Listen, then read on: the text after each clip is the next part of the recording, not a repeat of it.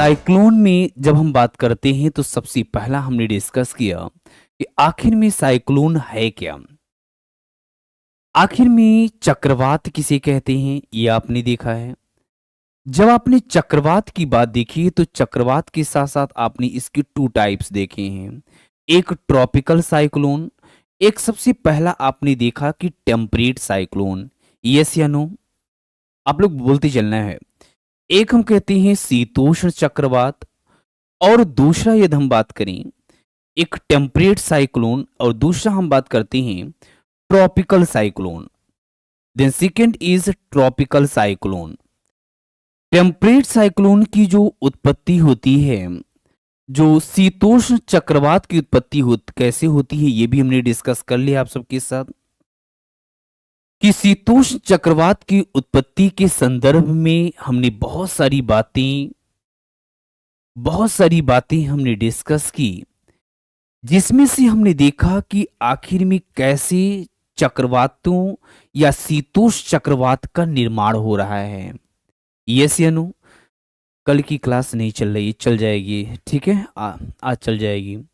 तो यहां तक आपने ये बातें देखी। पॉइंट नंबर फर्स्ट यदि हम बात करें तो सबसे पहले आपने यही देखा है कि जो टेम्परेट साइक्लोन है इसकी उत्पत्ति के संदर्भ में आपने देखा स्टेज 1, स्टेज 2, स्टेज 3, स्टेज 4 और स्टेज 5। ये तो देखा, यस या नो। कल जब आप लोगों ने ट्रॉपिकल साइक्लोन देखा तो ट्रॉपिकल साइक्लोन की उत्पत्ति के लिए कुछ दशाएं हैं। यदि वो दशाएं फुलफिल कर रही हैं तो ट्रॉपिकल साइक्लोन की उत्पत्ति होगी, अन्यथा ट्रॉपिकल साइक्लोन की उत्पत्ति नहीं होगी।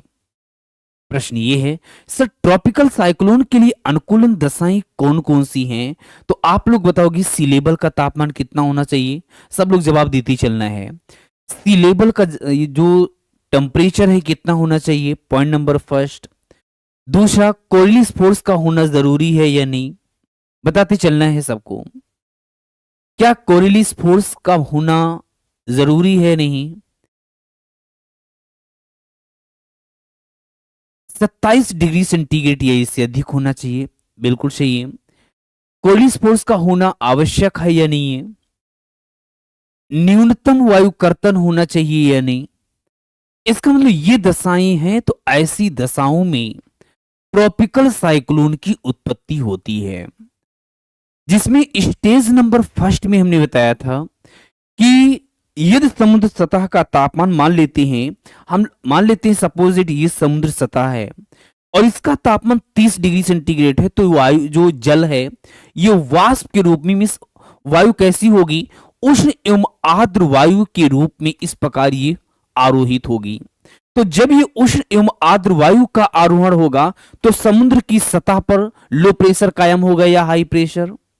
सर, लो प्रेशर कायम होगा, और इसे ही चक्रवात का केंद्र कहते हैं, इसे ही चक्रवात का चक्षु कहते हैं, इसे ही हम चक्रवात का साइक्लोन का आई कहते हैं। क्लियर हुआ, यस या नो? आप सभी लोग जवाब देते चलना है।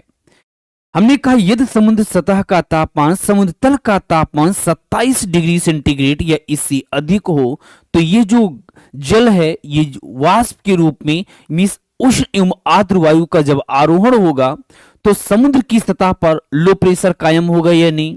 Yes sir.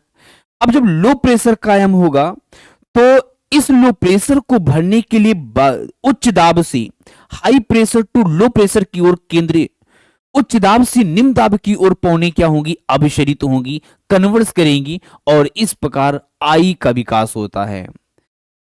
स्टेज नंबर 2 में हमने कहा अभी भी पौने कैसा हो रही है, आरोहित हो रही हैं, तो जिससे निम्न दाब में और कमी आ जाती है, और जब निम्न दाब में और कमी आ जाएगी तो इस निम्न दाब में और कमी को पूरा करने के लिए पौने बड़ी तेजी से केंद्र की तरफ, बड़ी तेजी से आई की तरफ कन्वर्ज होती है, लेकिन इसका कन्वर्जेंस आई में ना होकर के आई के बाहरी भाग में होता है, जिससे आई वाल का निर्माण होता है।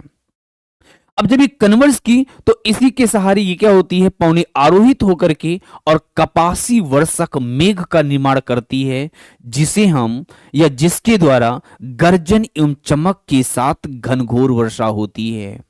बातें क्लियर हैं? Yes sir. Stage number third में हमने कहा कि अभी भी पौने कन्वर्स कर रही हैं, तो एक तरफ पौनों का आरोहण भी हो रहा है, दूसरी तरफ अवरोहण भी हो रहा है।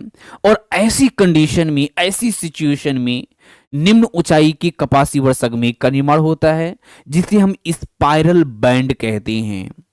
और चौथा, सबसे बाहरी भाग में जहां पौने अवतलित होती हैं, अर्थात उच्च दाब का निर्माण होता है, और अब पौने उच्च दाब से निम्न दाब की ओर चलती हैं, जिसे हम कहते हैं ये एनुलर बैंड है। यही इतना सीखना था आप सबको।